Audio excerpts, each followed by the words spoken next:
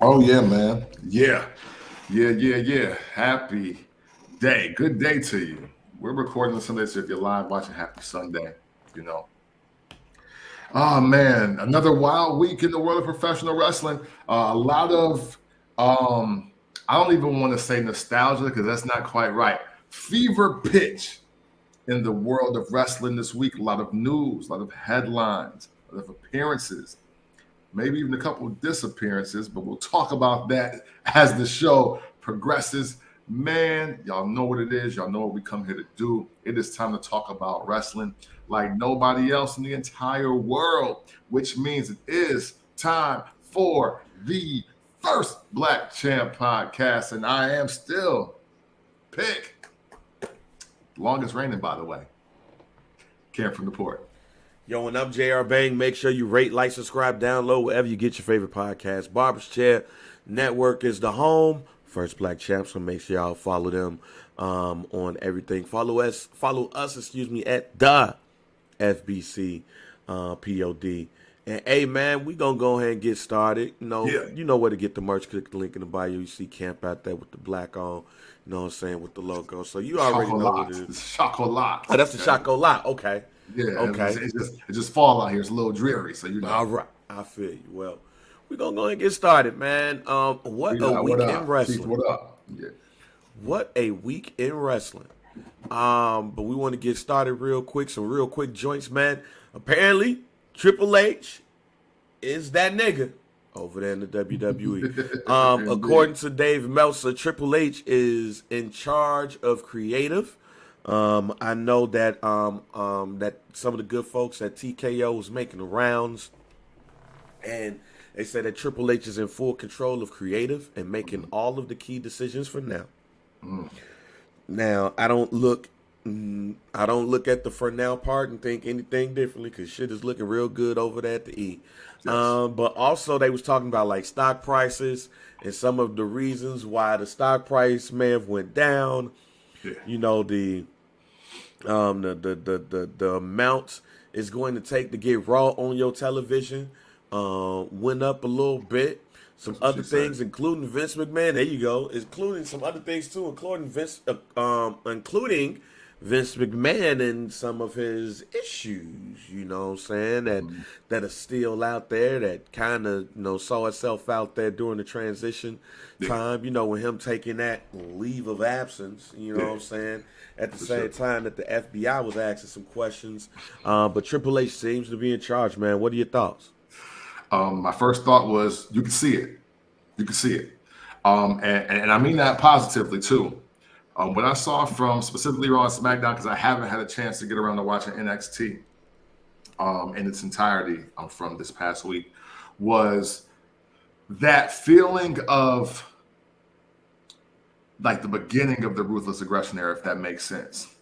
You know, where you had kind of like the OGs, they were stabled and labeled, and they were the guys that were like front facing, but there was this just underwhelming support for just like the new crop of people. Some of them may be older, some of them may be younger, but they getting a shot, they getting TV time, they're getting put in situations to be amongst the OGs and the locker room leaders, and it's translating out on camera. That's what I saw this week from both Raw and SmackDown. There was some element of surprise to the show, and that's definitely difficult to do now with Meltzer having a Twitter account and with all the other dirt sheets and just other people just trying to leak information. I think overall it was as exciting as you can get for the season premiere week of wrestling. And I think that was totally the brainchild of Triple H. It's kind of when he knew what he had at NXT. And then all of a sudden it became something to see every week. And it was like must watch. That's how I kind of felt flashes of that during this week. Okay, yeah, this was WWE-wise a big week. I know that, we got the deal with SmackDown coming to the USA Network starting in 2025. And then, we got, the TV rights of NXT Raw coming up stuff too. So they really been throwing that star power around and some good storylines, which we'll be talking about a little bit later.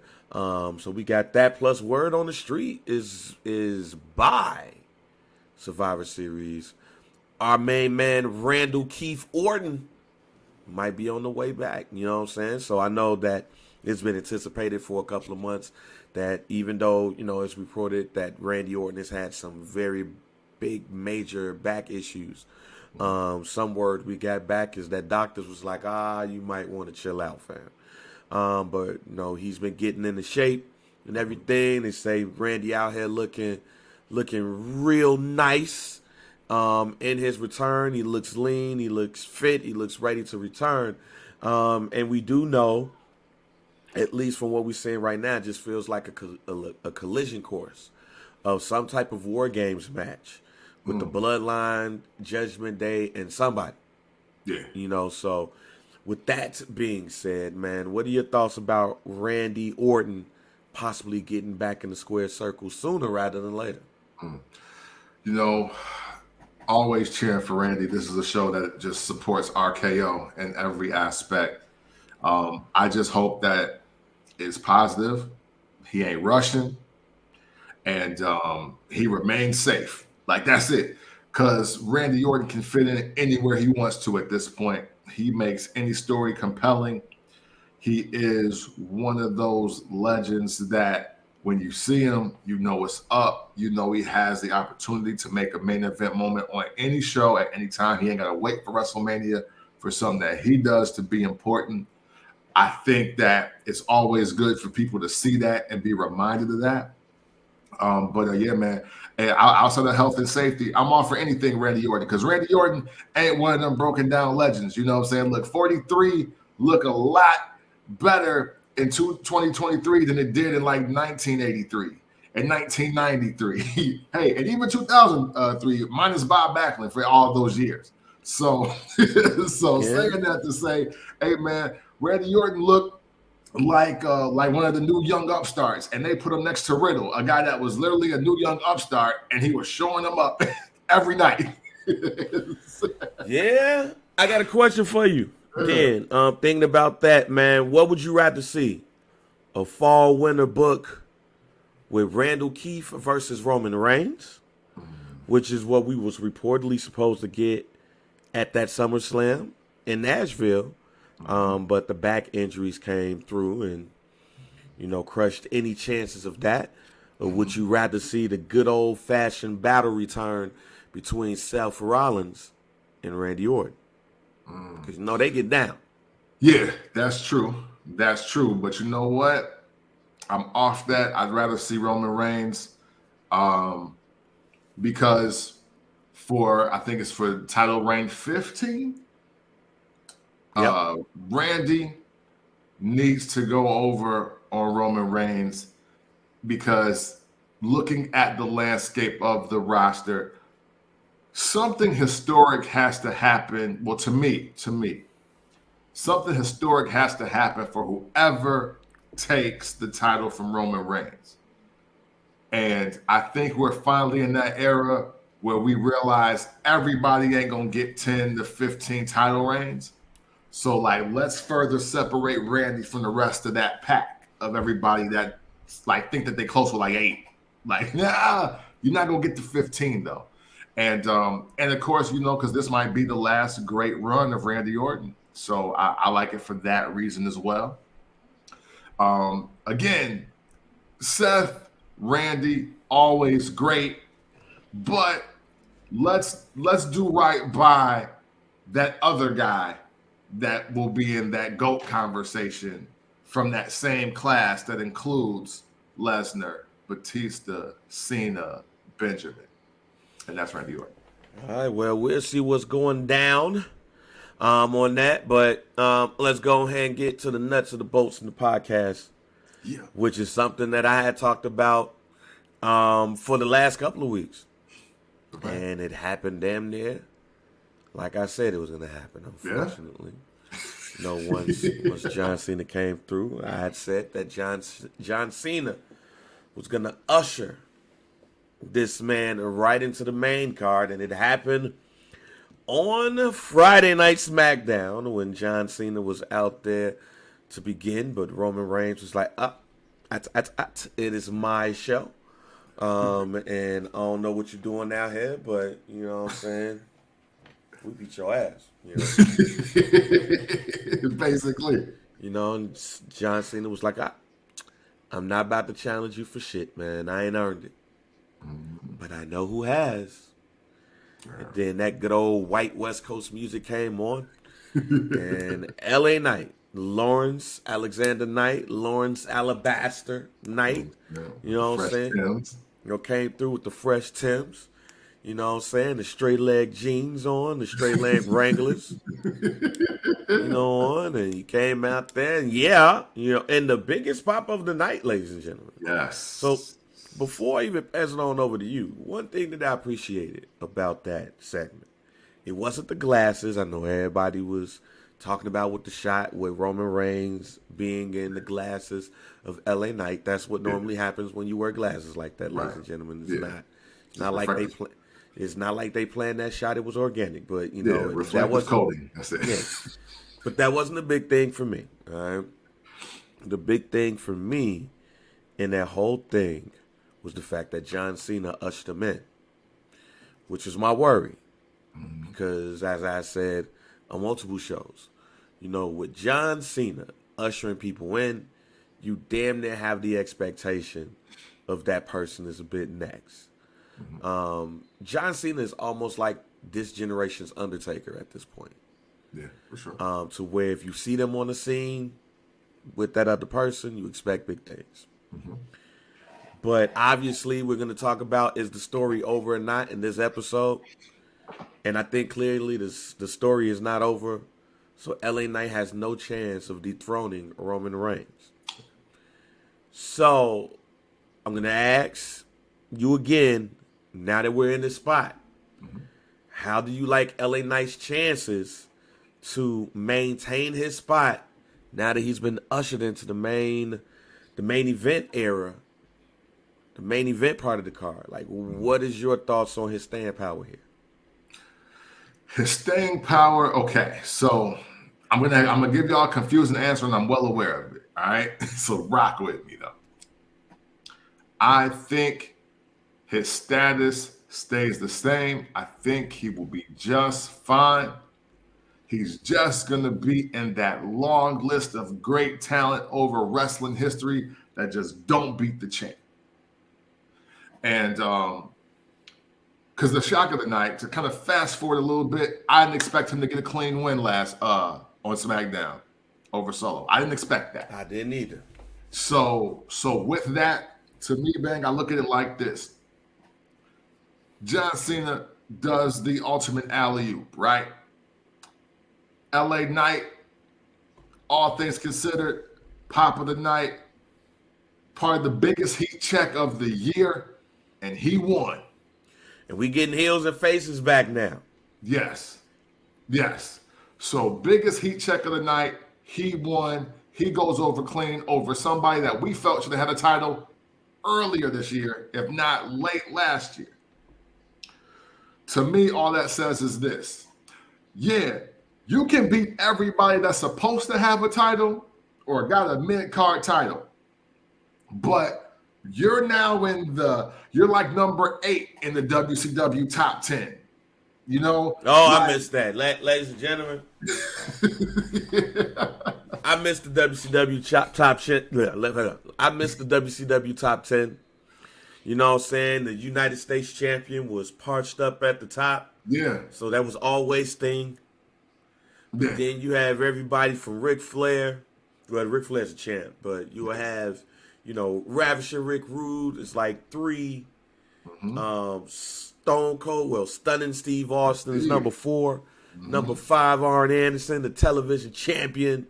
Yep. Like Tom Zink or Brian Pillman be at 10 and 9. Thank you. And literally, I was going to be like, and you know who be number 8? Brian Pillman. Brian Pillman ain't going to beat Ric Flair or Lex Luger when they got the title. Yeah, don't forget about Let that. me in the conversation. Scott Steiner, or Rick Steiner might end up being 7 or 8. I Road Warrior Hawk. Yeah, yeah, you know what I'm saying? Hey, Terrence Taylor can be there. So it's like, hey, you're somebody worth talking about. You're somebody that we can't do the show without. People are coming to see you. You may even get a television title shot, a U.S. title shot. But you beating the champ? Nah. We not doing that. And you know what? And you know what era I'm from in this wrestling is. I think that's a great thing for him.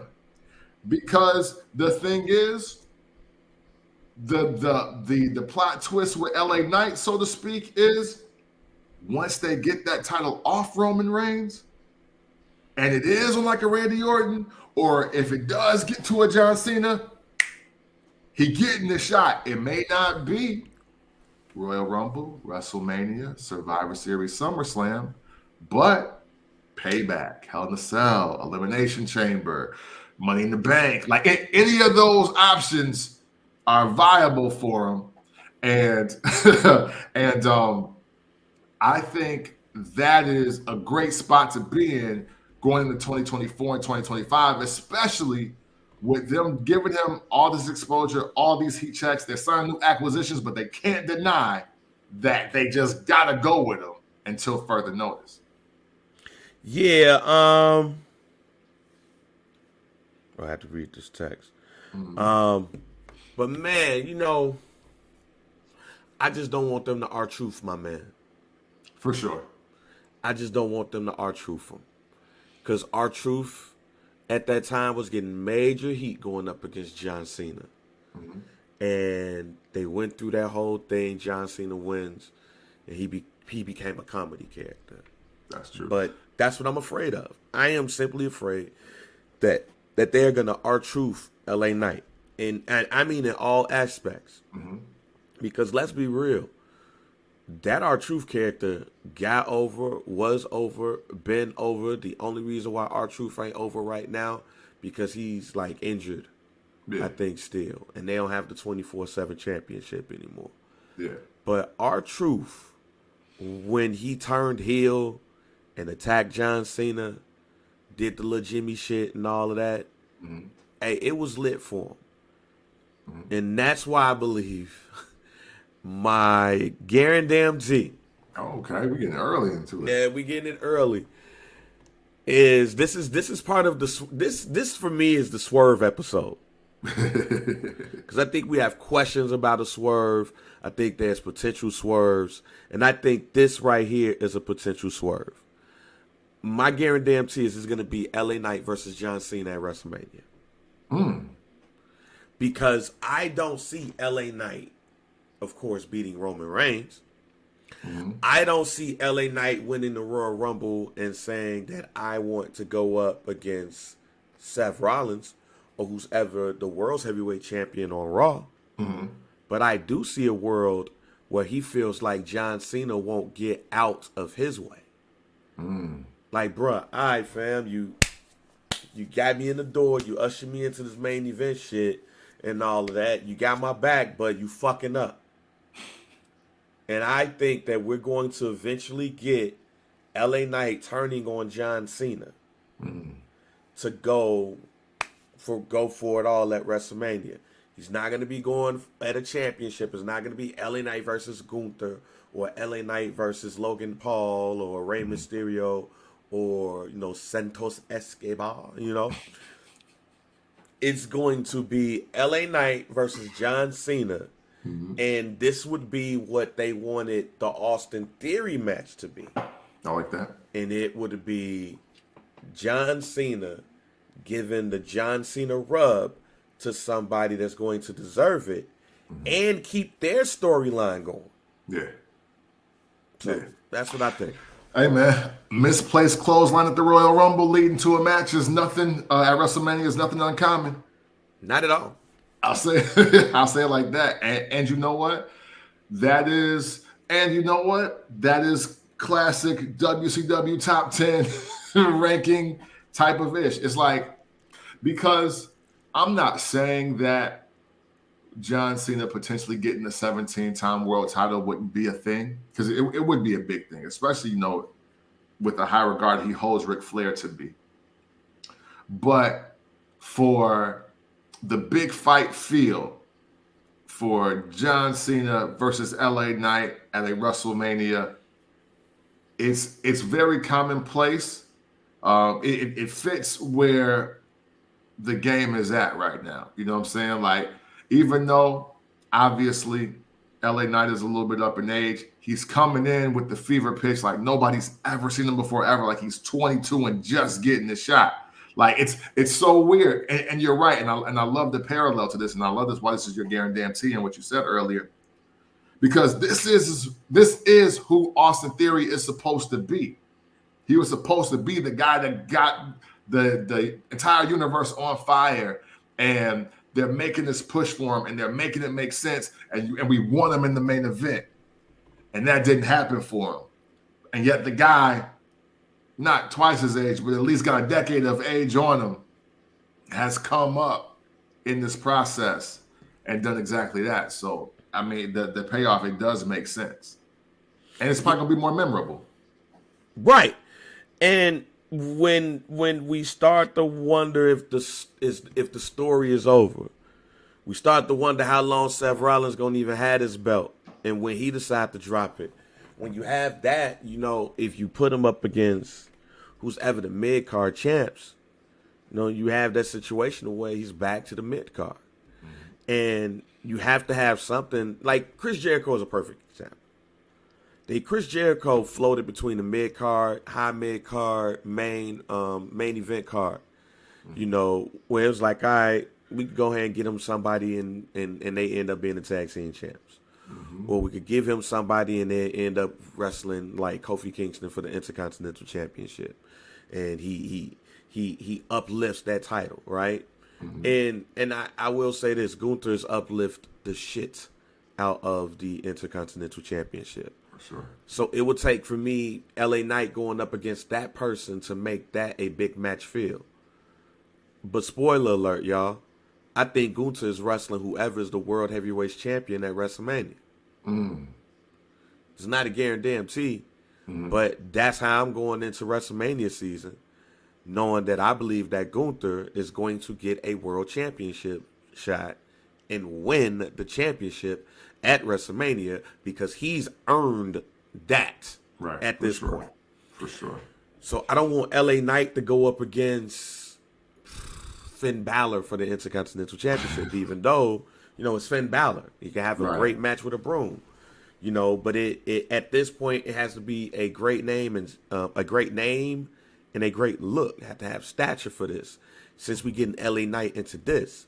Because then my fear becomes, what becomes of LA Knight if he loses to Roman Reigns, which he will, and clean. I think this will be the cleanest of Roman Reigns' victories.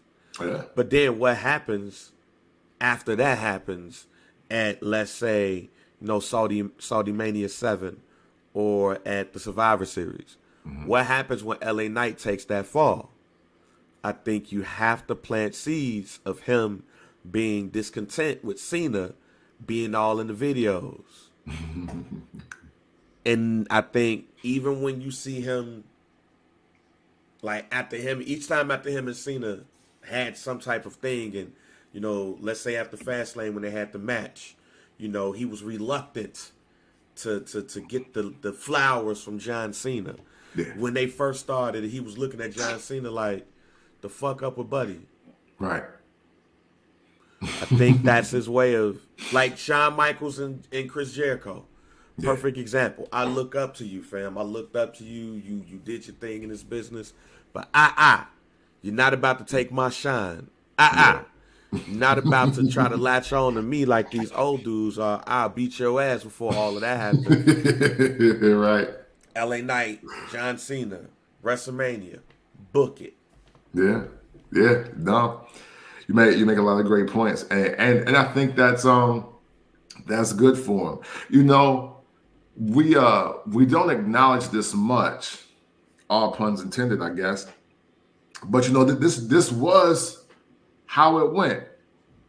when they thought you were next, you went through a couple guys that were already them.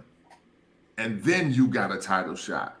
And then, or you lost a title shot, but yet you then, depending on your performance in that segment and that time, determine what you did after it. I think the best thing for LA Knight to do is to stay hot and take everything in stride, because the payoff will be bigger for him than it is for some other people. Like, for instance, LA Knight is going to be in a much greater position than Ricochet, who's attacking the guy that we felt should have won the world title last week. Right. You know what I'm saying? Like, and that's the tricky part of all of this wrestling talk, right? Because too many people have associated a title shot or a main event with how well you're doing within the company. And I'm literally telling you, it's better to lose to Roman Reigns, Gunther, Seth Rollins, and end up wrestling John Cena at WrestleMania than it is to lose at Hell in a Cell in the main event. Yeah. Yeah. And You know what I'm and that's what I want for LA Knight. I don't want him to get into a situation where he ends up like even the Miz. Miz is a perfect example of that. Yeah. But Miz had years in the E Yeah. where he can float from here to there, go everywhere. And I don't think that LA Knight has that. Not yet. So I think LA Knight could be more AJ Styles-ish, how he comes in, as opposed to, some others that you see. Mm-hmm. And again, that's my whole fear of all of this. My entire fear of all of this is what happens when he loses. What happens when he gets into a position to where the internet is now upset? Because the internet is going to be upset. Let's say this now. All right. I can tell y'all now, when LA Knight goes up against Roman Reigns at any point and he does not win, y'all going to be mad. You're burying your hottest star. Y'all going to be upset. And y'all going to be all over Xer. Just mixing Twitter with X. Right. Do you still type, when you go to Twitter, do you still type in Twitter in your iPhone? When we could just type in X and get that quicker? Yeah, well, because of my search history, when I type in X, some other shit come up. So Okay, yeah. I'm talking about your apps, G. I'm talking about your apps, man. I am too.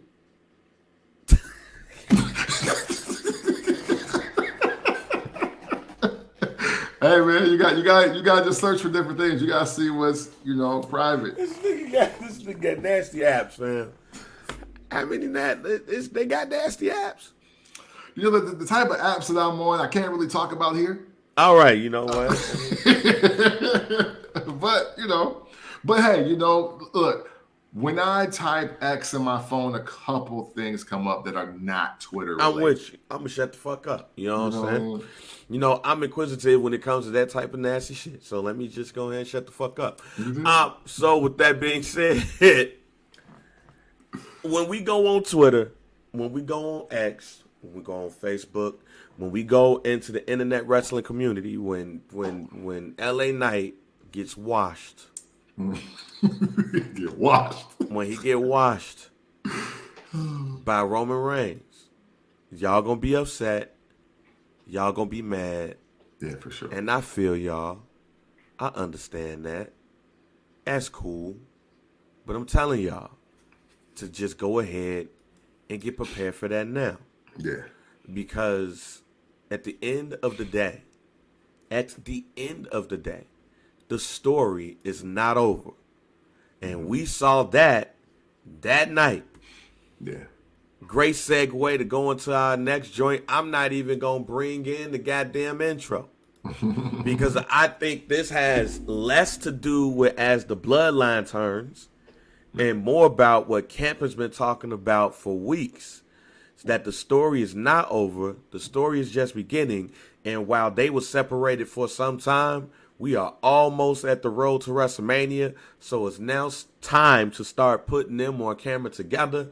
We was wondering if Cody Rhodes was the person that would find himself traded to SmackDown, but he ended up winning the Unified Tag Team Championships with Jey Uso.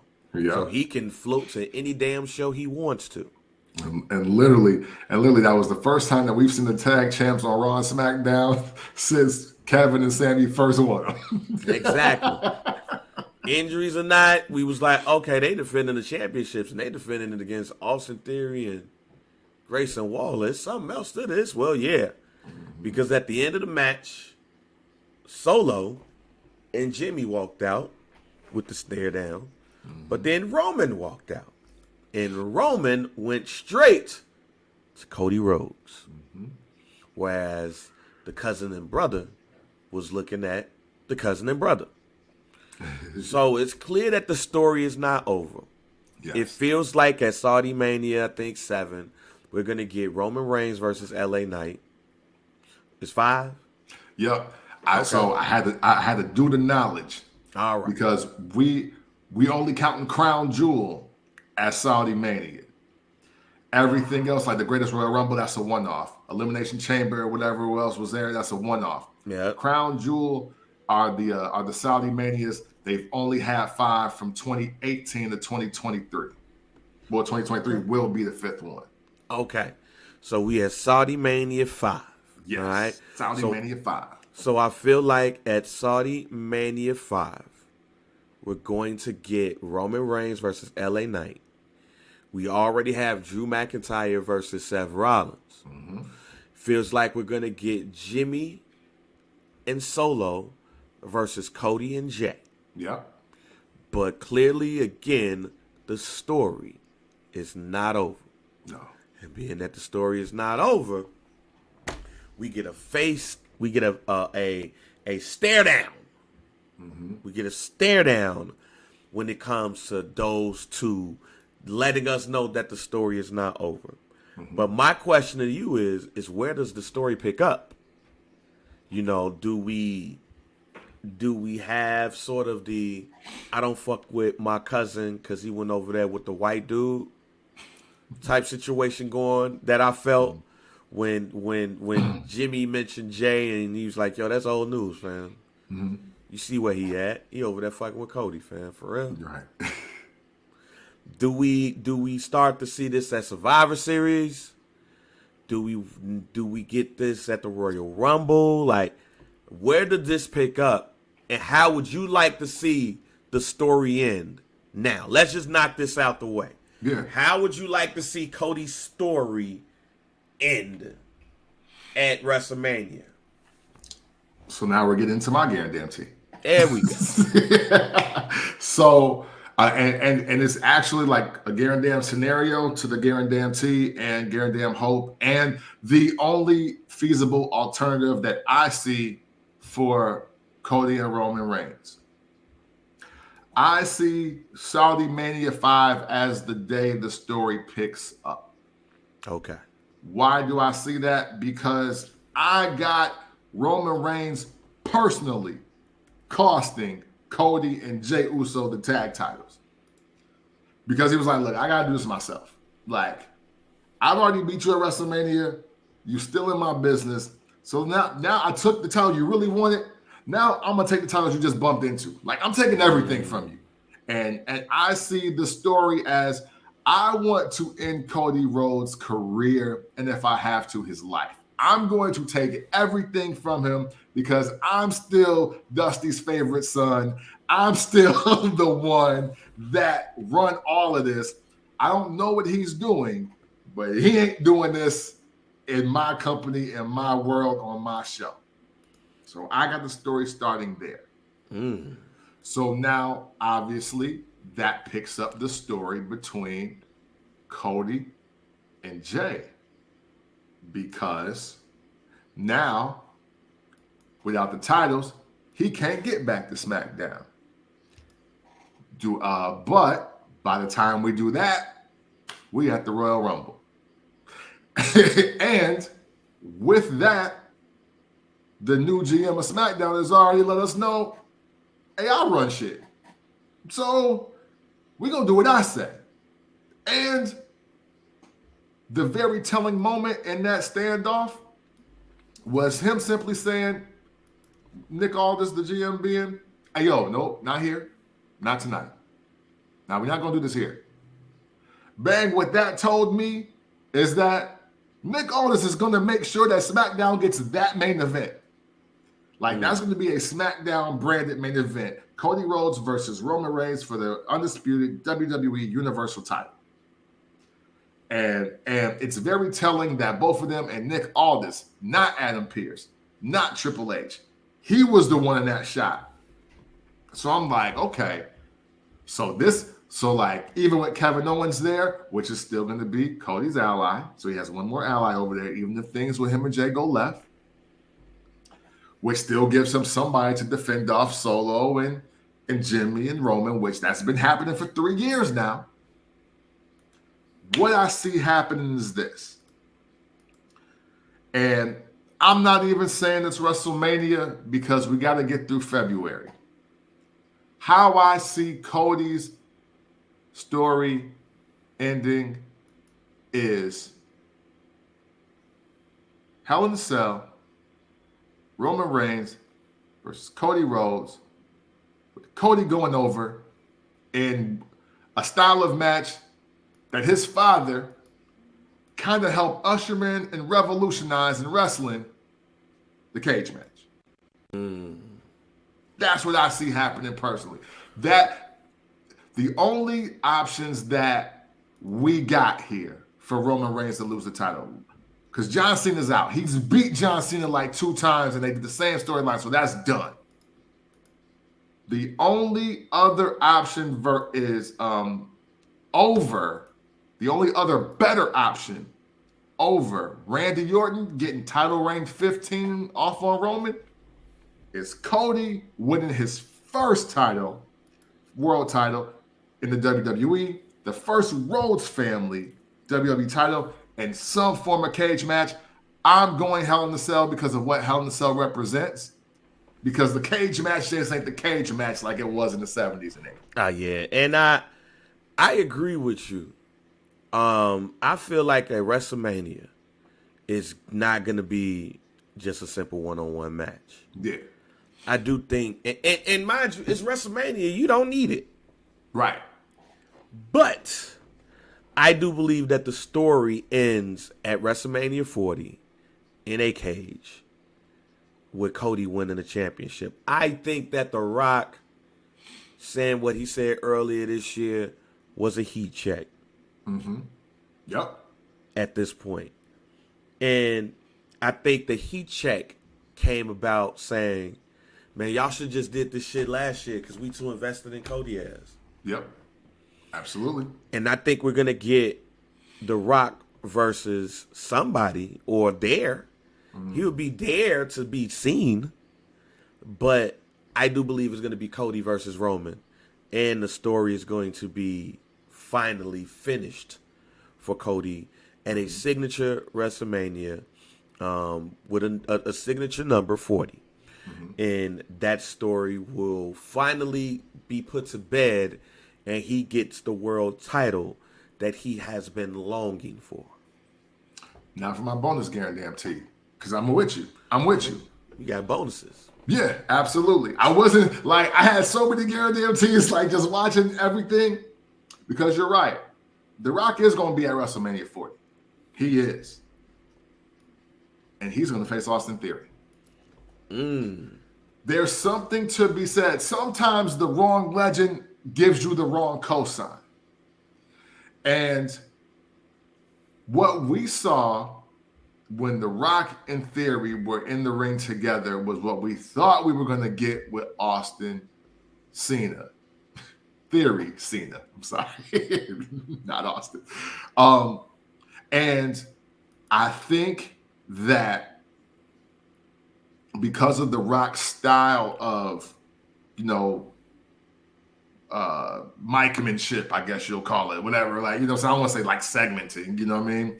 But the way The Rock talks to the mic, the way he appeals to the crowd, the way that he sets up something that plays more to Austin Theory's strength.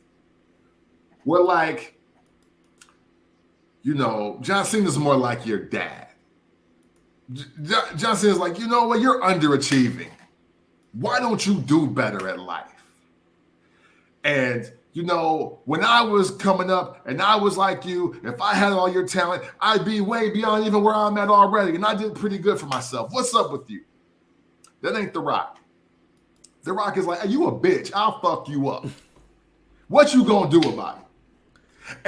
And you know what? I come and go as I please, and I beat anybody ass I want. What you gonna do about it? Because he's like your big brother. He's your older brother. Man, I'll slap shit out you. Yeah. Hey, what's the line that kicked all this off? Shut your bitch ass up. And with that, Austin Theory can respond to that a lot greater. It's like, hey, no, you need to leave. It doesn't matter why you're here. Like, hey, and highest rated segment that Austin Theory's ever been a part of, #1 of the year. That story can't be over. It can't be. So I've got a scenario where obviously The Rock doesn't need to be in the Royal Rumble, but I think they cross paths somewhere in that, between there and whatever pay-per-view they decide to have, because it's usually Fastlane in February, but who knows? They moved it to October this year. But it's going to be something. Yes. And for whatever reason, Austin Theory going to come out and decide that he's not done. And then The Rock is going to be like, well, how about I whip your candy ass at WrestleMania in Philadelphia, a place where neither one of them like us. How about that? Hey, and then Kevin Hart gets in the mix, and he got jokes. So that's my bonus guarantee. Rock versus Theory, night 1 at WrestleMania.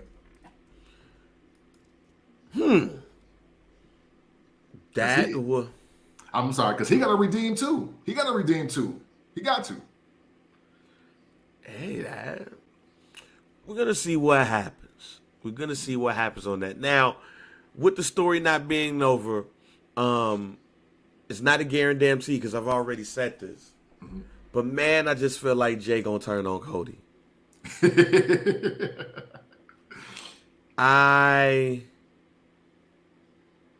It just feels like to me that man gonna turn on him. Mm. It just feels like it to me. It feels like that's going to be the pin that is used to poke the bear to get the bear over. It just feels like to me that Roman and the bloodline, so to speak, is going to use this as a way of making Jay a tribal chief, so to speak. Like, yeah, he needed to go through this, so he needed to do this, he needed to do that, and he just couldn't do it. But this is our perfect opportunity for us to take over. Yada yada yada yada yada. Like, all of that feels like that to me. Hey, listen. I've been sitting on this pause because I've been waiting for this conversation to unveil just like it is now. And certain things just matter to me, Bang. Details matter to me. You know, I'm kind of a style guy. I'm like a fashionista because I think the fashionistas is like women, right? I have a problem with Jay wearing blue on Raw. I have a problem with it. I always have. I like the shirt, but he wearing blue on Raw. And that's just been standing out to me. And even though I say I got Roman costing them the title, again, I go to SmackDown. And the tribal chief seems very unbothered about his right-hand man Very. with 2 titles on the other show. Very, very unbothered. You just like, yeah, hey, that Jay's old news, man. We off that. Off that. See, that to me looks like the biggest swerve since Roderick Strong joining the what's my bit? Undisputed Era. Yeah. It's shaping up like that to me. So I'm with you. I didn't want to make the guarantee either, but man, this can be a really great restart to this whole show, because you're not going to convince me that winning the title has just now changed Cody's whole tune of like, hey, I'm not sure if I trust him either, but we just got to give him a shot. He's a great talent. Like, dog, you ain't Jim Ross. You not talent relations, bro. What you mean? Like, what you mean? So, like, in my guarantee, I got them losing the titles and Jay not getting touched. I don't think nobody's doing anything to Jay. It's just all we gonna hit Cody upside the head with something. Yeah. And then that's what's gonna happen is what you thinking. Yeah. So listen, I'm right with you. This story gotta get drawn out. And if this is the hostile plot to get the Usos back the tag titles and Jay and Roman hug in the ring at the end of this, I'm like, oh shit, this is epic. I don't think that's the case. Okay. See, I not there. I'm not all the way there when it comes to that, right? Mm-hmm.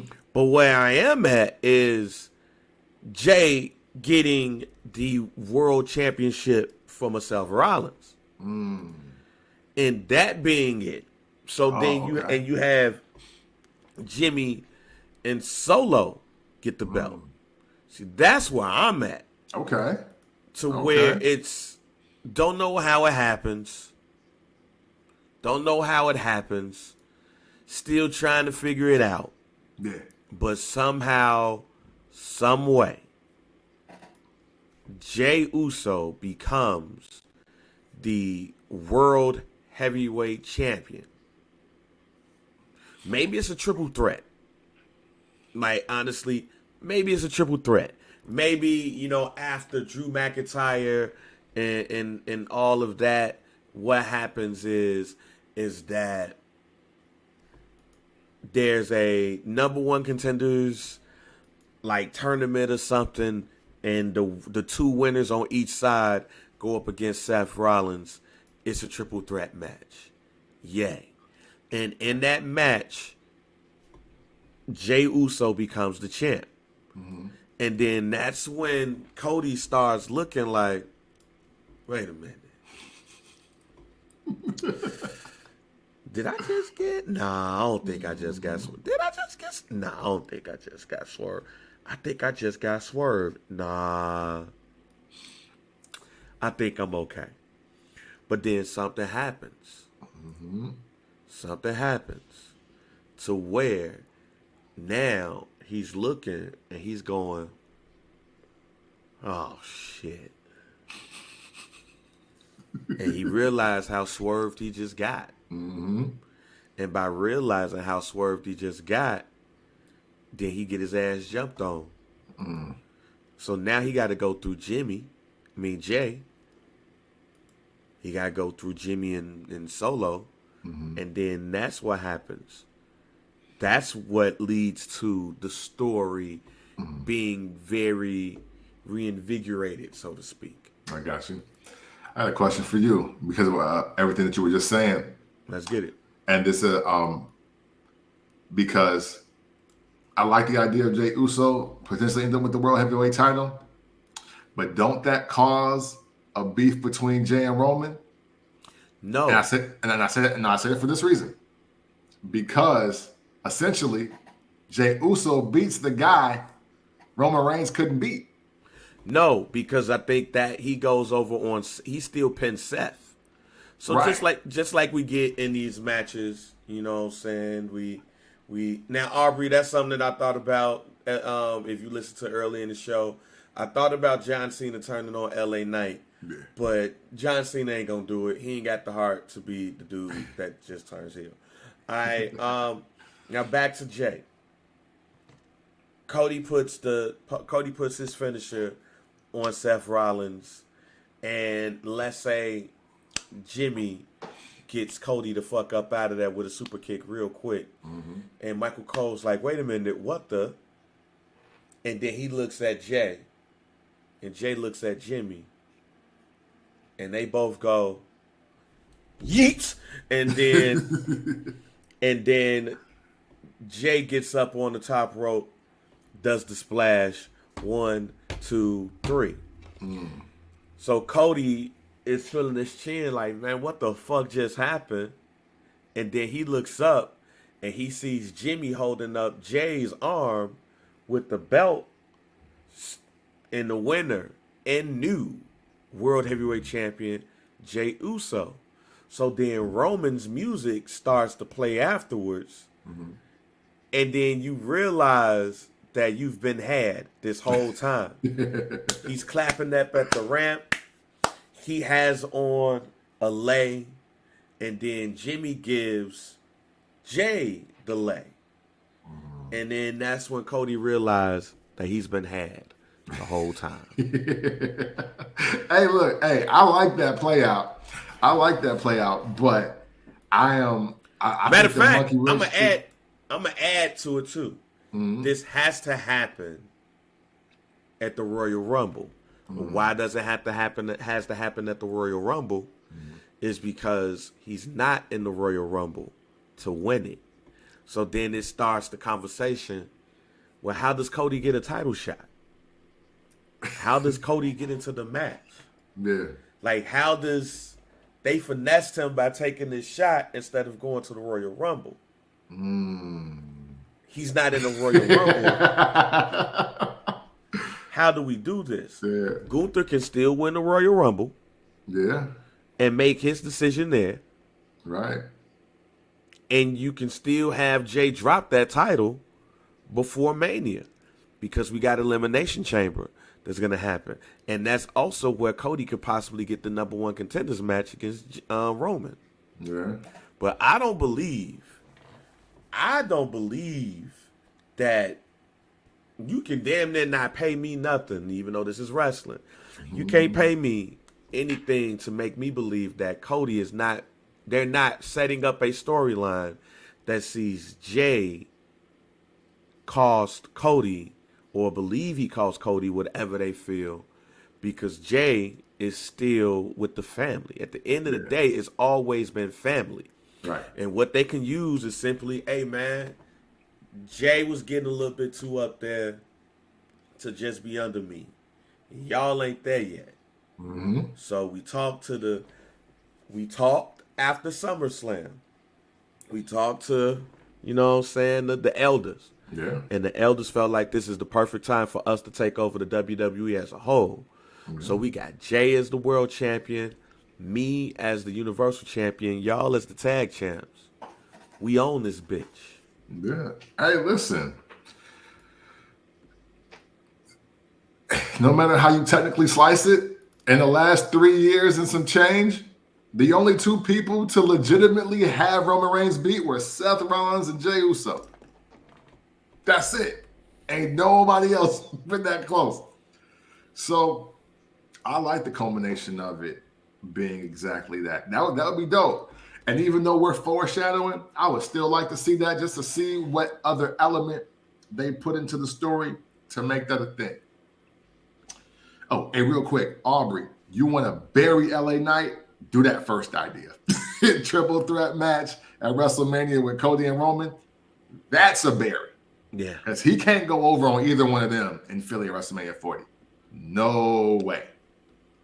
No way, no how. Yeah. No. That's what they would call a bury. And it's because you got 2 guys that he's essentially hotter than right now. And if he can keep that hot streak till then, No way they're gonna have him win at WrestleMania 40 over both of them in the same night. It maybe if he was longer tenured in the WWE, maybe, but nah. Yeah. So yeah, we gonna figure it out. It's gonna get itself figured out, but we'll see. All right, man. Let's go ahead and move on to some shit that happened last night. So last night, Dylan Danis went up against Logan Paul in a farce of a boxing match, and that ended wildly. Man tried the world star when he swung down like he was on the street. It ended wild, ladies and gentlemen. But I guess the wildest thing is not even that from a wrestling standpoint.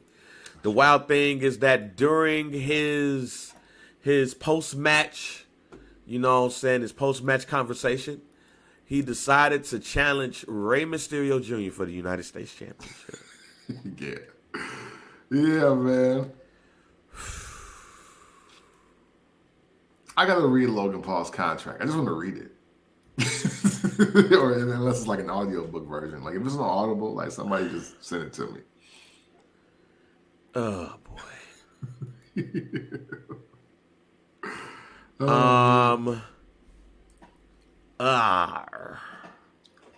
I don't know what else to say here.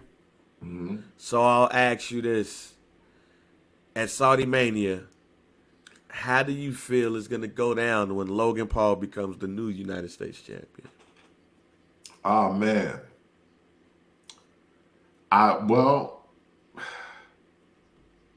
curious to see how Santos reacts to it. Because it's going to happen. It's going to happen.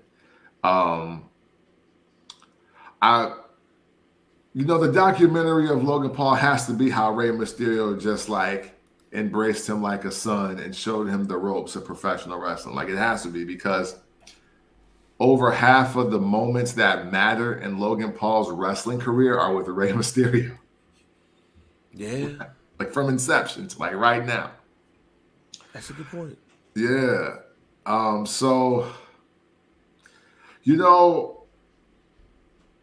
not mad at it, but does that mean that we get Logan Paul full time in the WWE? Or because we're not really giving him a Roman Reigns schedule or a Brock Lesnar schedule, are we? Like we're not doing that, right? Like there's enough great talent that's full time that you don't need to do this. Or maybe I'm wrong. Maybe I'm wrong. I don't know. But look, the title definitely does benefit around Logan Paul's way. So don't get me wrong there. It does benefit. But man, I just look at the U.S. title like that's just not the title to just be parading around like it's the 10 pounds of gold, like it's the Ric Flair belt, like it's the Eagle. I'm just not there yet. I'm sorry. I'm just not.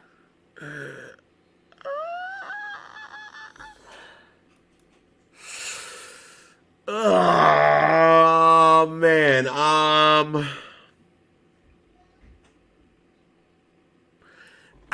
I don't want that to happen.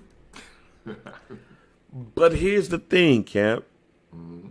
That's different with Logan and Roman. Logan be out there. It's true. He be out there on the TV screen. He be out there on this podcast. He be out on the YouTube. He be out on all of those things that Roman Reigns ain't. Yeah, that's true. So because of that, just because of that, my G, I not only believe that we're going to see Logan Paul get this United States Championship. I think that's a given. That he's going to give it, especially now. Where he announced, how he announced, what was next for him? Challenging Rey Mysterio Jr. Right. did it after a boxing match that was probably seen by a number of people because it's the Paul brothers. Mm-hmm, and the way that it happened because of, the way that it happened mainly because, the shit that happened, during the fight. Mm-hmm. So it's like, oh man, he challenging Rey Mysterio too? Oh shit. We've been saying on this show it's about time for him to get a belt. That's true. He not beating Gunther. No. He not beating Roman. He not beating Seth. No. He could be a tag team champion if they stop playing and do what I told them to do, which, if this does happen, Logan Paul will be the United States champion. Dominic Mysterio would be the North American champion. Okay. Hey, man, keep telling y'all, put them two together, y'all. Yeah. Put put Dom and Logan Paul together. Just had them watch When Worlds Collide 1994. You beat Art Barr and Eddie Guerrero.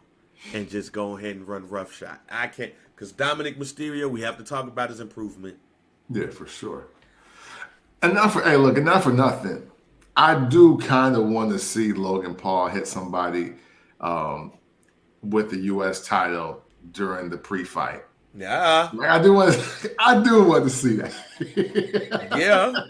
I do want to see that. Like, yo, bow. Like, we passed throwing mics. Now, I'm just going to hit you in the head with the belt. Yes. I get it.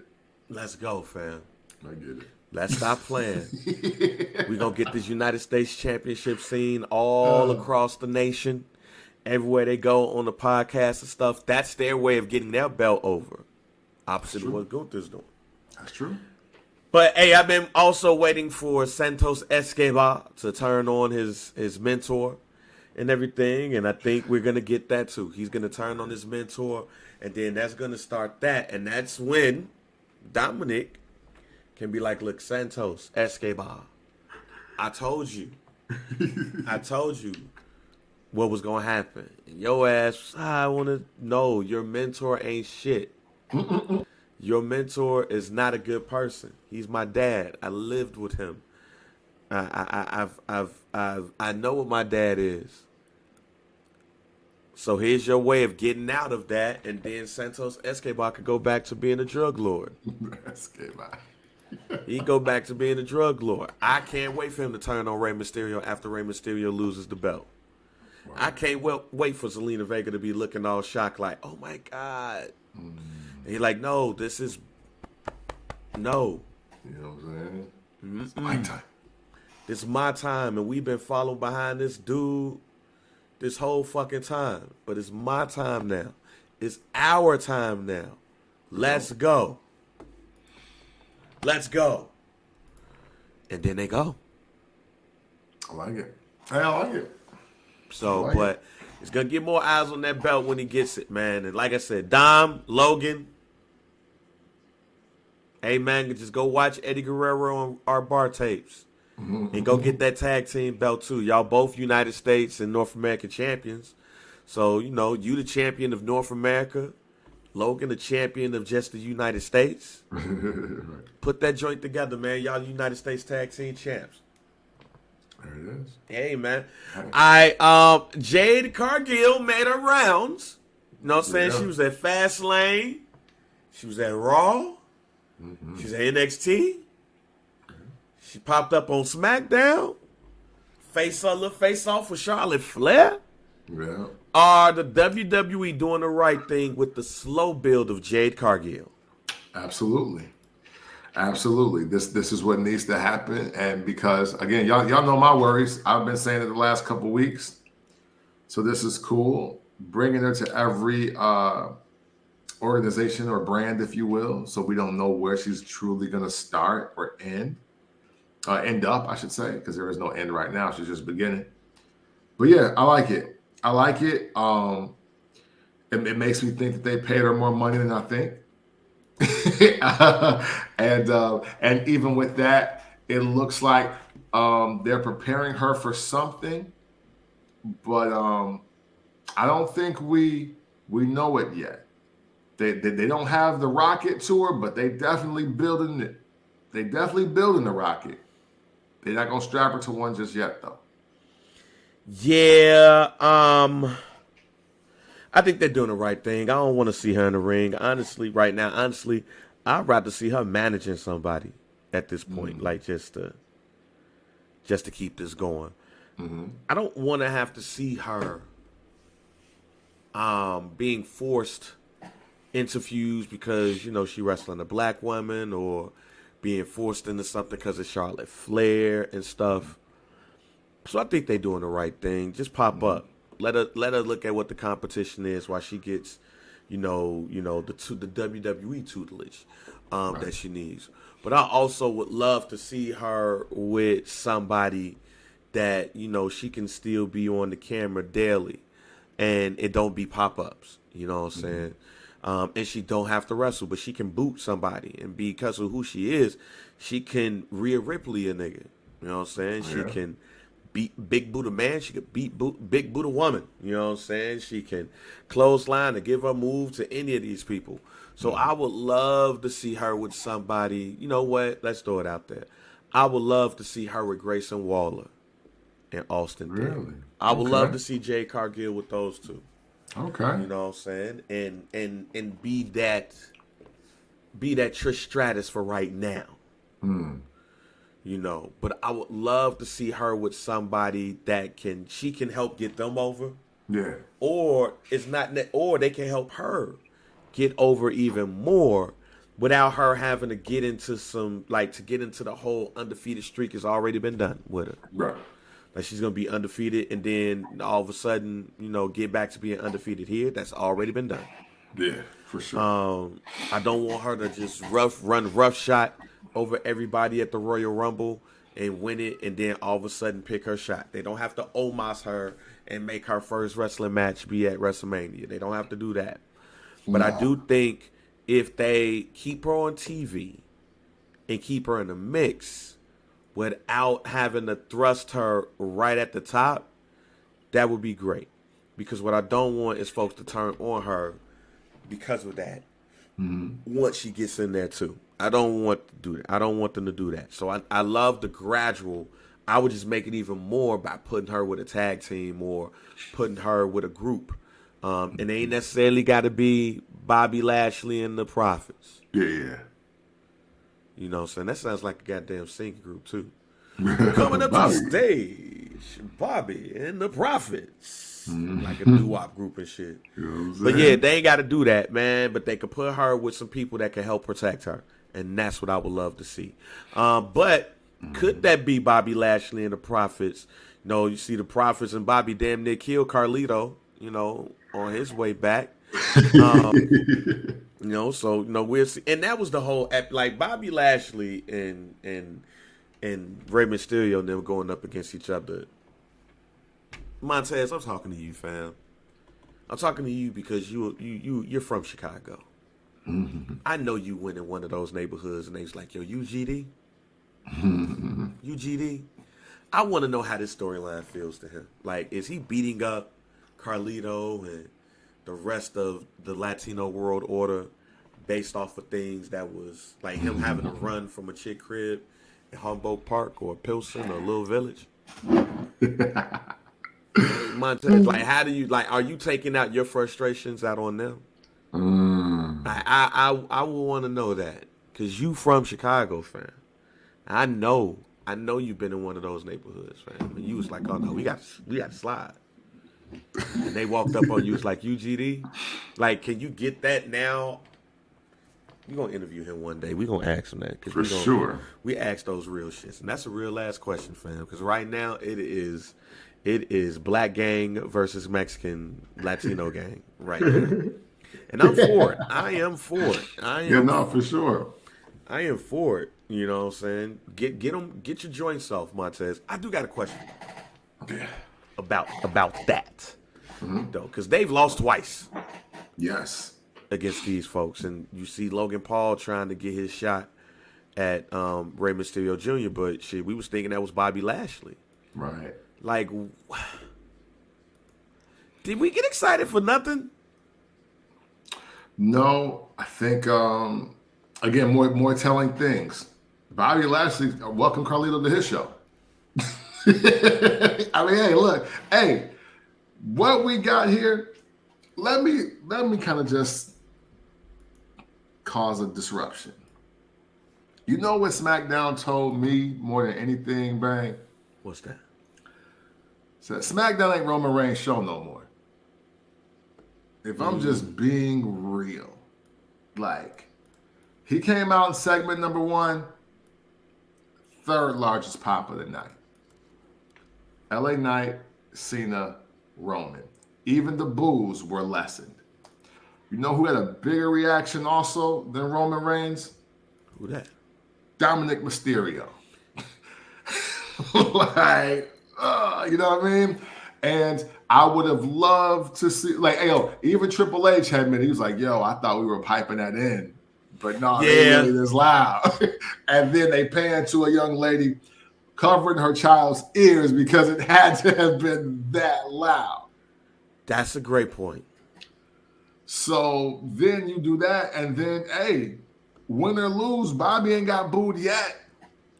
And he is beating up Latin people every week, and they are not booing him. He beating the shit out of them. You know what I'm saying?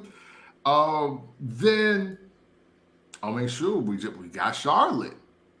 Like Charlotte for the women, you know what I'm saying? Charlotte is Charlotte. And I'm not going to say that she was definitely a bigger pop than Roman, but to say that they were neck and neck as she hit the 40-yard dash and blocky heels. Yeah, I was scared for her, fam. Yeah, that's an ACL waiting. Yeah, I was hoping that the buckle didn't happen. Like, oh shit. Yeah. So, you know, you take all of that in consideration, and then Cody and Jade came out yet. So, what I'm saying is this. I think he's learned that now, maybe, just maybe, that 45 days off, nah. I can't risk that because after every layoff, after every major release, the WWE keeps going. And whether it's marketing or just the right moment, somebody gonna step up.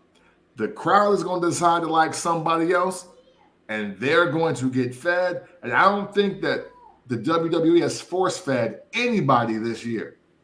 We've seen some force feedings before in the last 2-3, but not this year. Yeah. And Roman Reigns should be worried about that. So worried that he might want to show up every other week at worst. Like, unless this title reign is over on New Year's Eve, or you know what I'm saying, or whatever that last SmackDown of the year is. Unless it's over then. So that's what I saw more than anything, and that spells trouble because we can't have situations where the hottest guy or girl on the screen ain't the longest running champ in modern history. That can't be it. Yeah, we will. Yeah, it will. We will figure that out. All right, couple other things before we jump out of here. CM Punk. It's been reported that CM Punk will not be back in the WWE. Dave Meltzer said that Punk expressed interest in going to the WWE, but the WWE turned him down. But they said, you know, it's not forever. It's right now. Do we believe these niggas? Yeah, I do. Hey, listen, I've been on this side. Again, you know, AEW and WWE are different, right? Classic 90s black versus white joke setting up here, right? Right. But why they're different is this. Hey, look, we just hopped out of a disruption segment where I said Roman Reigns ain't even the hottest on his show no more. Yeah. CM Punk ain't gonna make it any better or worse. Good point. So, you know, if we were in a situation where SmackDown or Raw was floundering, we didn't quite know what to do. It's in disarray because they've had those moments. And that's when the CM Punk chants were the loudest. I want to know what's been the CM Punk chant count in every market, not Chicago, since this second run with AEW for old Phillip Brooks over there. And that's the thing. You're only as hot as your last hit. And unfortunately, CM Punk's last hit came in the locker room where we couldn't see it, and ain't nobody leaked the video.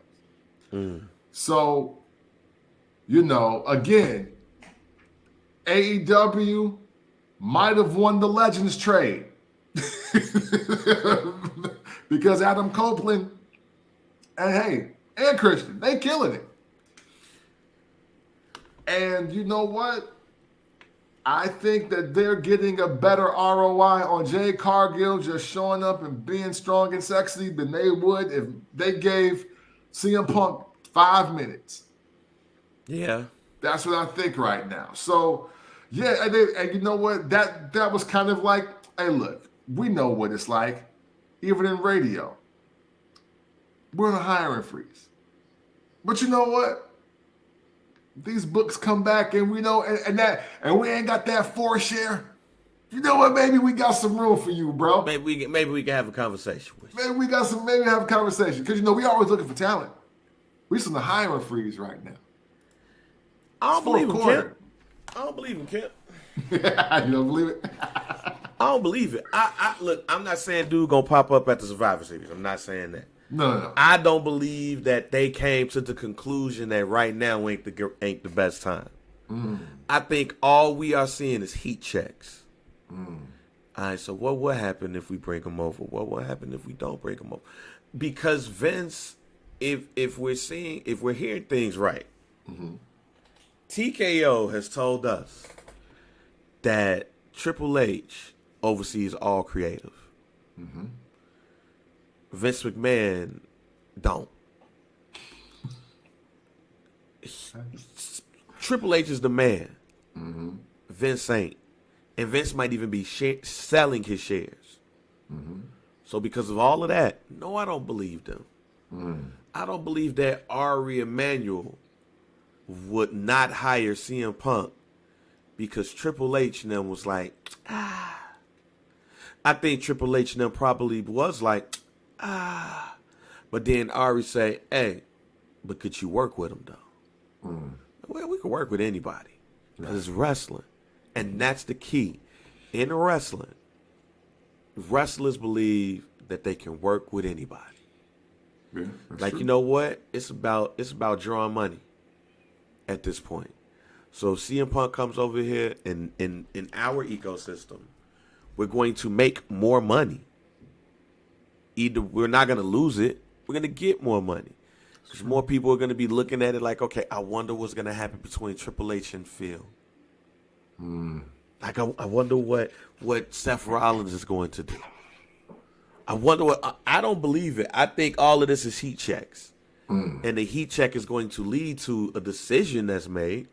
And the crazy thing about it is that I saw both sides on the internet. I saw both sides on the internet. I mean, we saw a lot of people laughing at the fact that they reportedly told him no, but that was because they told that was the report. It's like, damn, they like, sorry, not sorry, but your service is not needed over here. Maybe next year. So I'm not saying that CM Punk would be somebody that would be an everyday competitor. We wouldn't see him full time, but I do believe that there's a world where we could see CM Punk part time and do other stuff.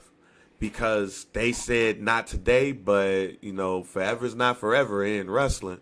That's right. If this was just Vince McMahon in the WWE, if the WWE was under McMahon control, I would say I would believe it. But he's not, and is owned by another group of people that see dollar signs over your feelings because you and some other nigga didn't get along. So I will believe it. I will believe it when a statement from the WWE comes down and say, no, and we ain't seen it. So as far as I'm concerned, they're still talking. Just don't mean that it's gonna happen. Yeah. They still talking. They conversating. I dig Conversing. That's the way to say the shit. Right. I dig that. And I'm sure that there is definitely validity to all conversations. You know, it's but you know, hey, that's what dirt sheets are supposed to do. They're supposed to make us think that people will or won't. I think those conversations literally do it just for that social commentary. Like, you know what I'm saying? Like, oh, let's say that they don't want something to see how people feel. And it's just like, okay, well, it's a lot going on right now. It's a lot going on right now in wrestling. Like, to be honest, like, CM Punk is like, hey, again, WCW top 10. He's like number 9 or 10 on the list of things that are happening right now in wrestling. Like, we don't have to get to that news yet. We got to do now that we've said this shit so many times about the WCW top 10. One of these days we're gonna have to do a first black champ top 10. Word. Like, we got to find the same font and shit too. Yeah, like, we got to get the Gordon Soley voice and all that. Maybe we can have Hood voice it. Hey. Maybe we can have Hood voice it. First black champ top 10 coming in at number 9. And we mix some of the old wrestlers and the new wrestlers too. Coming at number 10, Tom Zink. He's a former United States Tag Team Champion, and him in number 9 is on the right track. Brian Pillman. Like, we gotta do some shit like that, because telling y'all, for y'all young folks out there, I need y'all to understand this. For y'all young folks, the WCW top 10. When you were watching Main Event or Pro Wrestling or WCW Saturday Night, when you was watching any WCW programming, when that WCW top 10 came up, it was like, oh man, who's in the top 10? Like Norman the Lunatic. Like, damn, what did Norman do to get Right. Yeah, it's like, oh dang. The Crusher, Larry Sabisco. Like, yo, he just went to that, what? But number 1 was always the United States champion.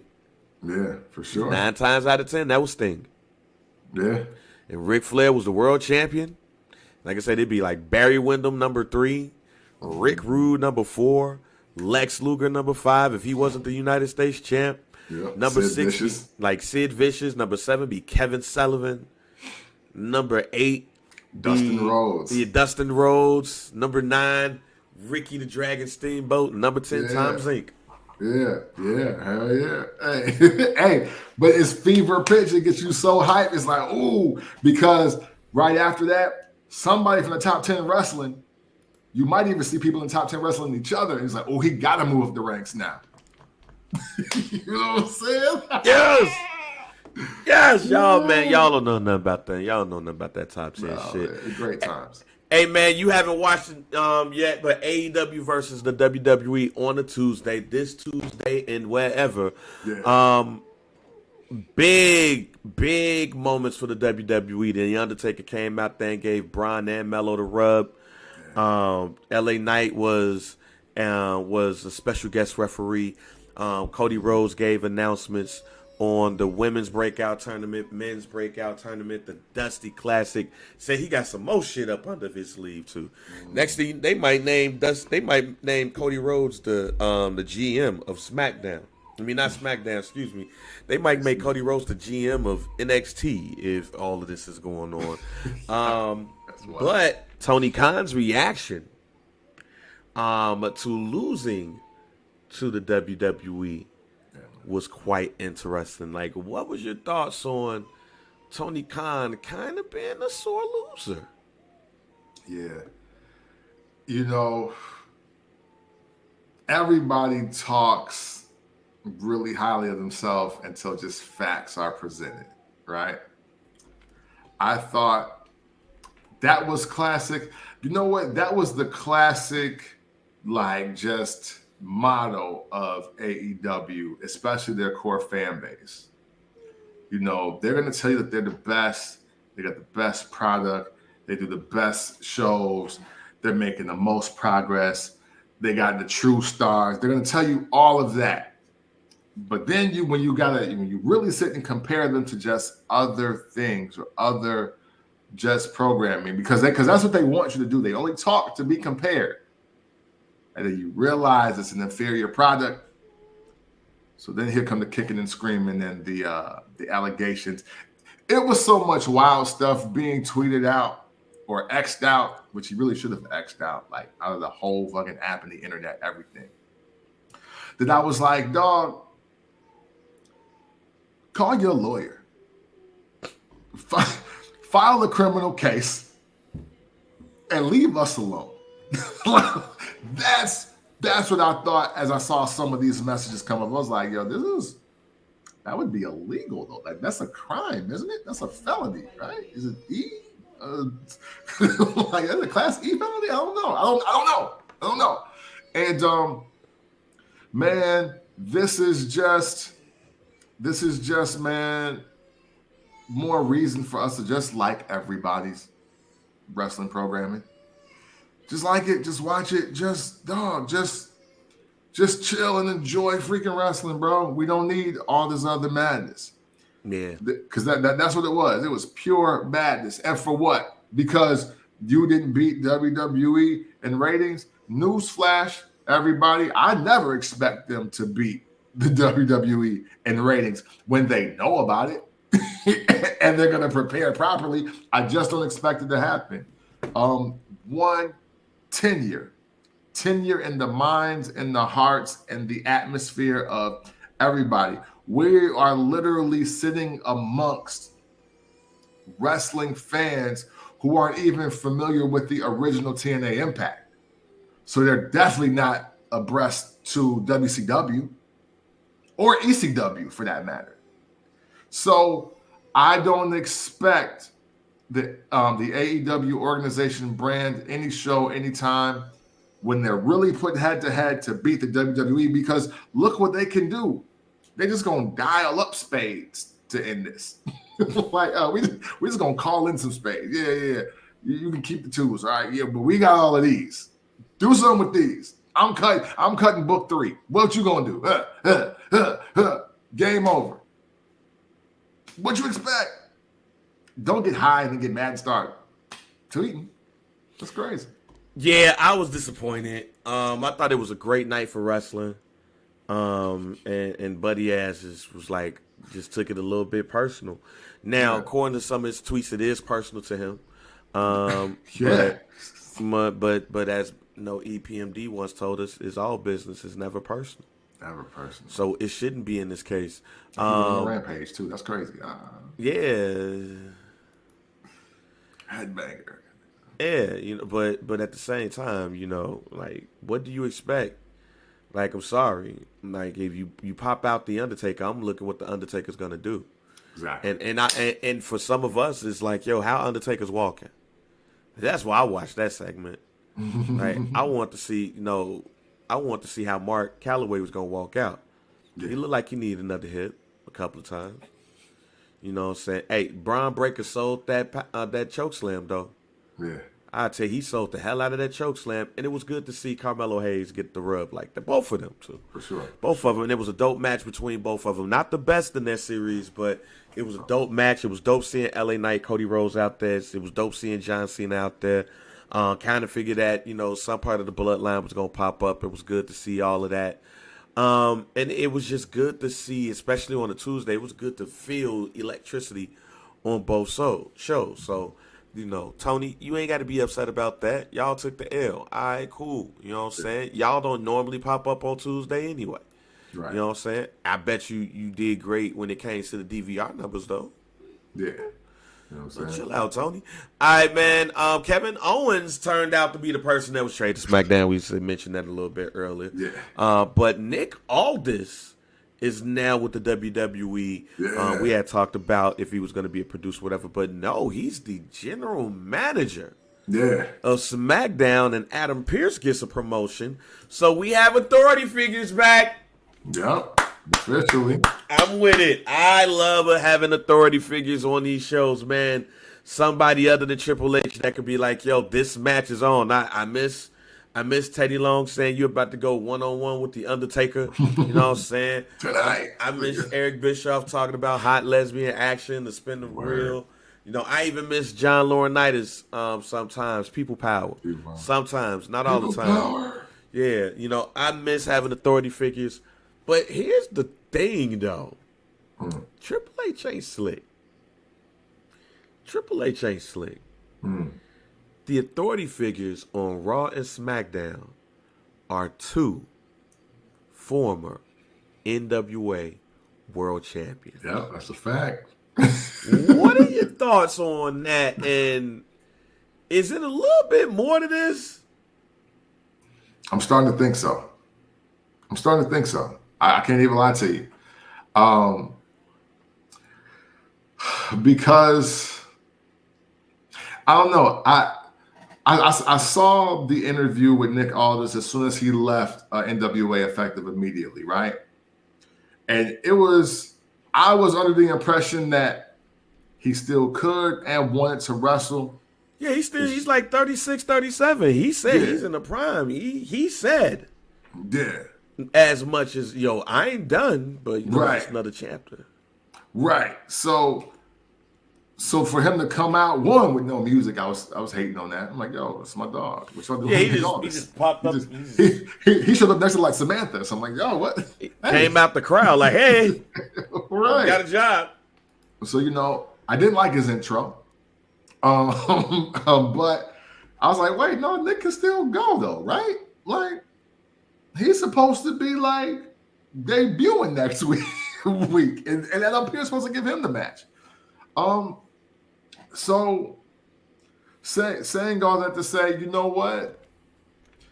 The NWA talent specifically has done pretty well since the pandemic, wherever else they decide to go. And in inverse, the people that have kind of floundered or kind of messed up their opportunities in WWE have went to NWA and have thrived. Aaron Stevens, Matt Cardona, Sexy Jesus, aka Chris the Masterpiece. Truth Thunder Rosa's from NWA. Mickey James went to the NWA. Yeah. Ricky Starks is from NWA. Eli Drake, now LA Knight, NWA. So there's something here. Hey, look, if this is all a ploy to get Ricky Morton's son to SmackDown, I'm with it. All right? Be clear. I told y'all earlier. He that dude, I keep forgetting his name, but Ricky Morton's son, fire. And so is Thrill Billy. I'm with it. Whatever we got to do to get them to the E, let's do it, and let's do it right now. Shout out to Trevor Murdoch. Also, somebody that didn't do too well in WWE, doing his damn thing in NWA. So, yes, short answer, yes. There's definitely more to it. What's the more to it? Do not know. Like the shout out from the NWA, though, because they recognized it, too. It was like, yo, our last two champs is, hey. Like, so we over here. We do what we do over here, and I like that. Yeah, and I know that that Billy Corgan said that they are set to announce a new TV deal coming soon for NWA. So excited to hear and see that. But just yeah, time for the Black TV champ too. Let's go. Yes, but I was like, yo,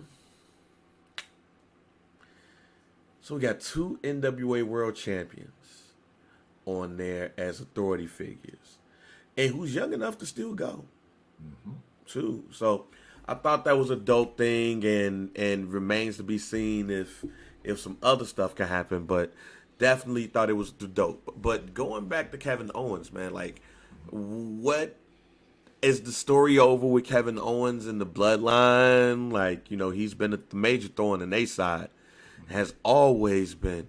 But you got Dom coming out there. He still has his dealings with the Judgment Day. What are your thoughts on Kevin Owens returning to SmackDown and what we can see from him? Well, my short answer, direct answer is I was disappointed. I was disappointed that it was Kevin Owens. It's nothing against Kevin Owens, just disappointed that was the pick. My second thought was, hey, he's sick of all this Sami Zayn shit, huh? Because they just put up, hey, look, they lose the titles, they lose the rematch. And he's like, yeah, all right, yeah, go ahead, take me over there. Yeah, you know, that's my homie and all, but yeah, hey, maybe this is over. Maybe we gotta do something else. You know, man, just 2 weeks after the fight together to you. Now here you go. You know, but yeah. Man, dogs. The bloodline story needs new characters. I'm gonna just say it like that. And I think win, lose, or draw, even though we're picking lose or draw for LA Knight, it's just refreshing to see somebody else get a little more burn in their storyline that ain't Kevin Owens, Sami Zayn, John Cena, Drew McIntyre, Seth Rollins. It's just refreshing. Oh, wait, I'm at Cody Rhodes now, even though like the story just started, right?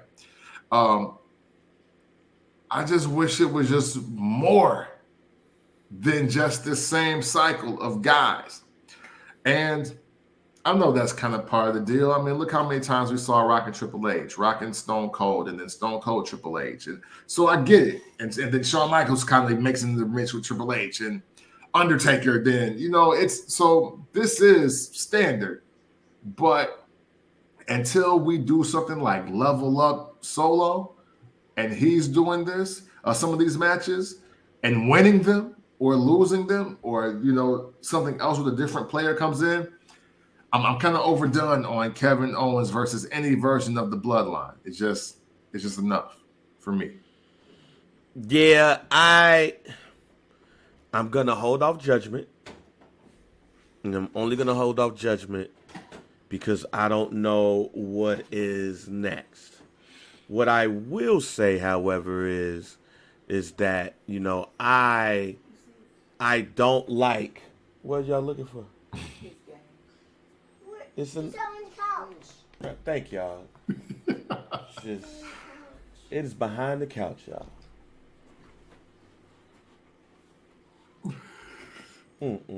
That's the exclusive First Black Champ content, man. You get it nowhere else. All right, we do this.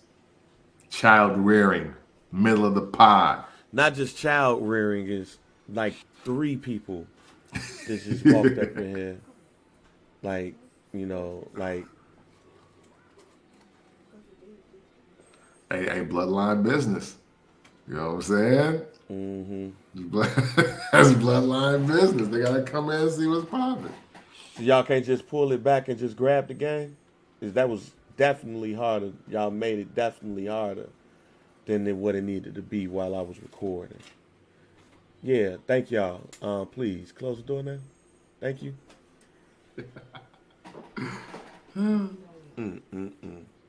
Gotta love it. Yeah, gotta love it.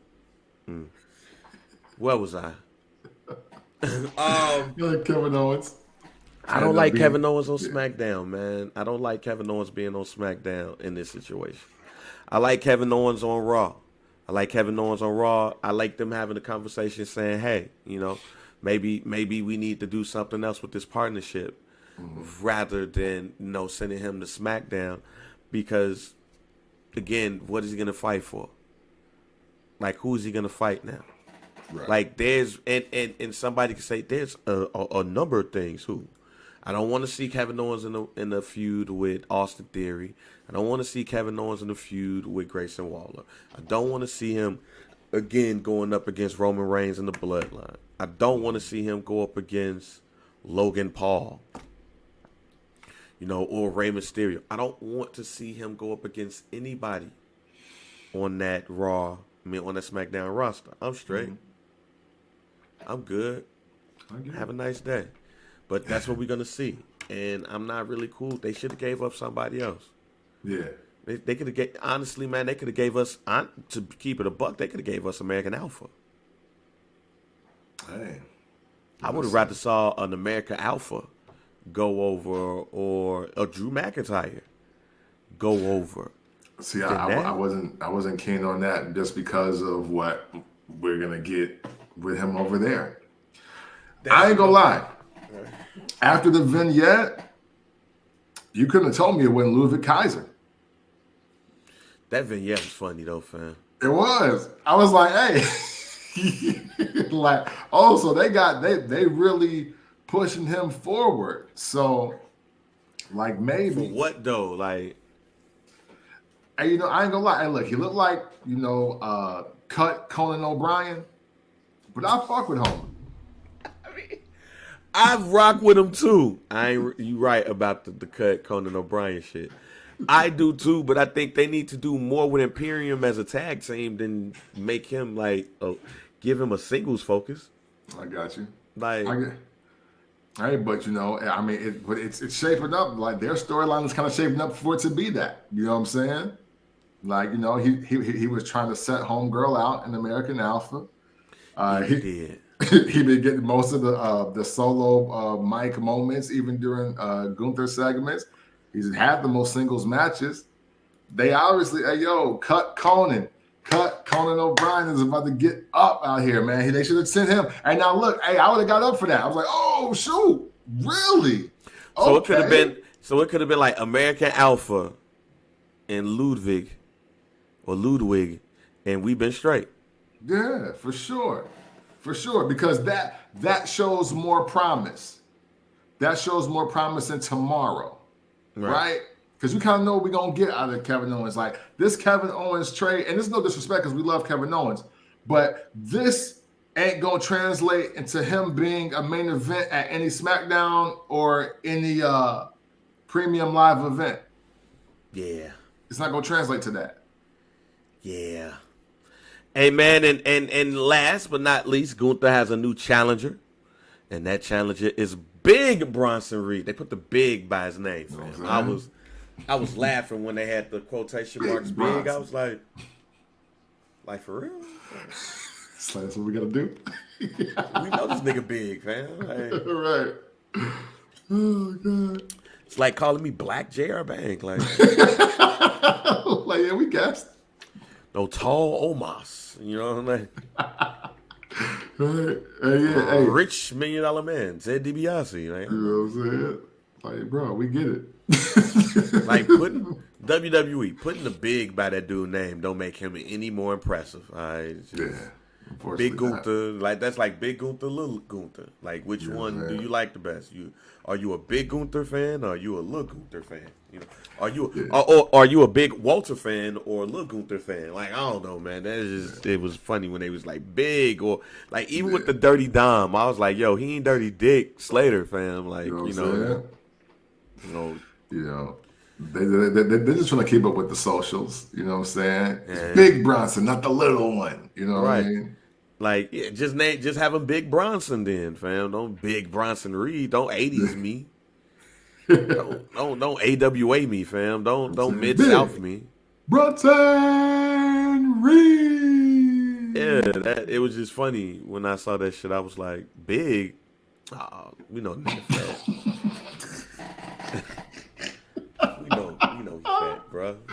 Why is we doing all this? Well, either way it go, Big Bronson Reed is going to be going up against a Big Gunther for the Intercontinental Championship. Don't think Big Bronson Reed is going to be the guy, but how excited are you for this match where, again, it's big, meaty men bumping meat? Well, that particular phrasing aside, I am looking forward to this. Only because it's cool. It's going to be cool to see Gunther in the ring with somebody of a bigger stature to show that his versatility with having matches with virtually anybody. You have somebody like, even though like Otis is obviously very mobile for his being built like a tree stump, Bronson, taller, a little more athletic, I would say. So it's going to make for a good contrast of style and power at the same time. You know what I'm saying? Get my technical wrestler Tony Schiavone bag quick. You know what I mean? So I think it's going to be a good match to just see Gunther in. I think now we show why he's been the champ for 500 days. I think it is, and why he should remain until somebody else step up. You know what I'm saying? With a good reason to take him out. Yeah, well, it's going to be very interesting to see, what we even look at going forward. You know what I'm saying? As far as like challenges for the IC belt and all of that stuff? Because I think we're running out. For sure, we for sure running out. At least for Gunther. Yeah. Because I mean, there gets to a point where he can't beat anybody else, and it looks any more impressive, and it means anything more. That's the only bad thing about title reigns if you're consistent. Right. Like when the champ is consistent, that means, well, damn, now we just don't have people good enough to be in this slot. Versus, you know what, he almost there, and he keeps having good matches. Then it's like, oh, now who else? Versus like, man, he already came in as kind of that dude, and like we ran out of people to throw his way. So yeah, get it. We'll see about that. Well, man, look, we gave our guarantees out. Yeah, we've hit on every brand. So, hey, man, it's time to close out.